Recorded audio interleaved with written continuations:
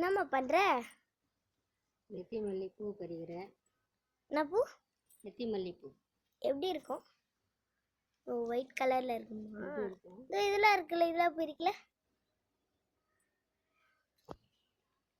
இந்த பூல பிரிக்கூடாதா? அதெல்லாம் பறிக்க கூடாது. ஏன்? அது இன்னும் 2 நாள் ஆகும், கழிச்சு தான் பறிக்க முடியும். எந்த மாதிரி பூ பிரிக்கணும்? இந்த மாதிரி.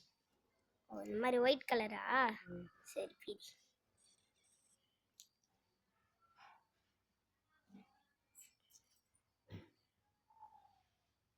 நெத்தி மல்லி கொடி கிடையாது, உள்ள செடி. செடியா? கொடி இல்ல. கொடி வராது.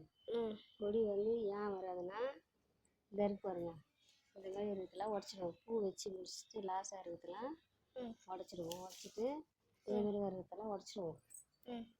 உடச்சிட்டோம்னா ஏன் உடச்சிடணும்? இது உடச்சிட்டா கொடி வராது, ஏன்னா செடியாக தான் அது எல்லாம் பரவும். சரி சரி. எப்பயுமே அந்த பூ வந்து மாறாது, எப்பயுமே கண்டினியூவாக அந்த பூ இருக்கும். தினைக்குமே பிப்பியா? அது எப்படி தினைக்கும் நல்ல நிறையவா பூக்கும்?